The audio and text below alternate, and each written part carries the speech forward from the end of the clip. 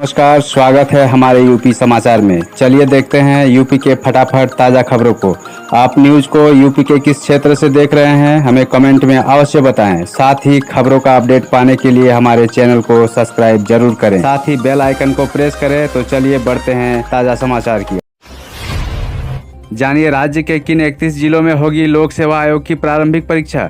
उत्तर प्रदेश लोक सेवा आयोग यूपीएसएससी की सम्मिलित राज्य प्रवर अधीनस्थ सेवा चयन प्रारंभिक परीक्षा 2021 एवं वन सहायक क्षेत्रीय वन अधिकारी प्रारंभिक परीक्षा 2021 का आयोजन 24 अक्टूबर 2021 को 2 पालियों में किया जाएगा।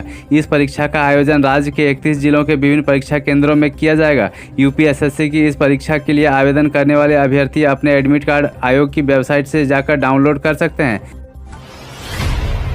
यूपी एनटीपीसी की एक और यूनिट बंद, बिजली का संकट गहराया। कोयले के अभाव के चलते बिजली उत्पादन में भारी गिरावट से संपूर्ण उत्तर भारत में बिजली के लिए त्राही त्राही मची हुई है। स्थितियां सुधारने के बजाय गंभीर होती जा रही है। कोयले के अभाव में एनटीपीसी उचाहार की एक और यूनिट को बंद कर दिया गया है।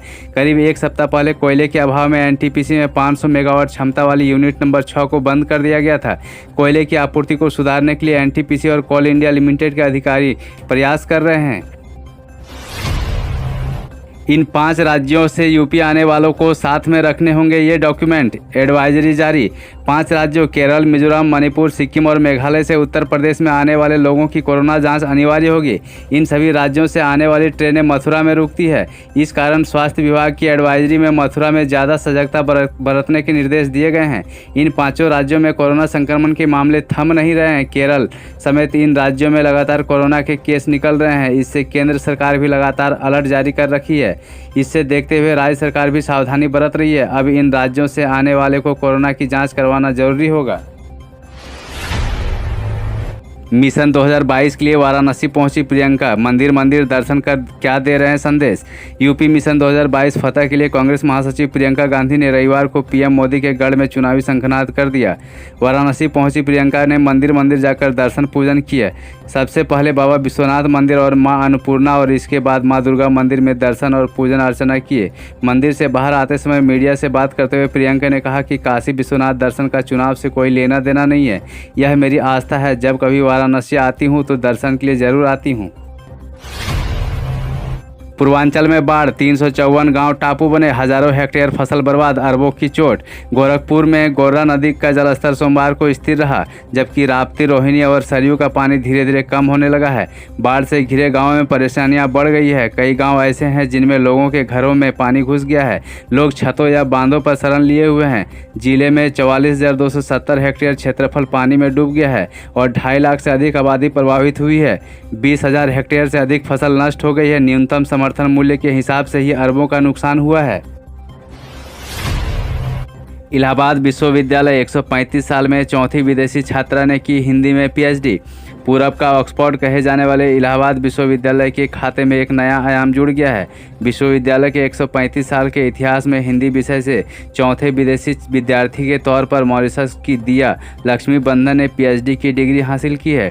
दिया ने विभाग के डॉक्टर सूर्य नारायण के निर्देश में शोध कार्य को पूरा किया है।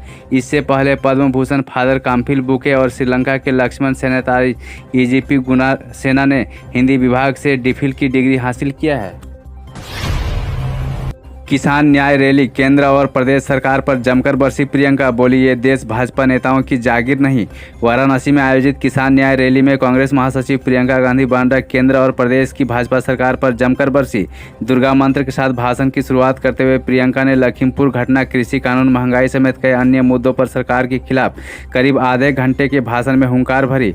मोदी योगी की सरकार पर कई आरोप भी लगाए। पूर्वांचल की जमीन पर सियासी तपिश नापने वाराणसी पहुंची प्रियंका ने कहा कि देश भाजपा की जागीर नहीं है। जाने क्या राजस्व लेखापाल भर्ती में 12वीं पास अभ्यर्थियों के साथ साथ ये उम्मीदवार भी कर सकेंगे आवेदन। उत्तर प्रदेश के राजस्व विभाग में कामकाजों के कुशल कार्य संचालन में लेखापालों की अहम भूमिका होती है।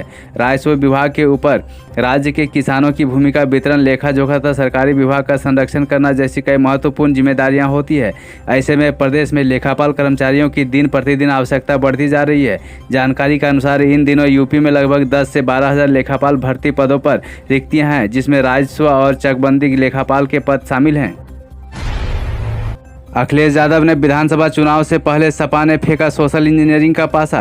रविवार को मौका था, सहारनपुर की राजनीति धुरी रहे।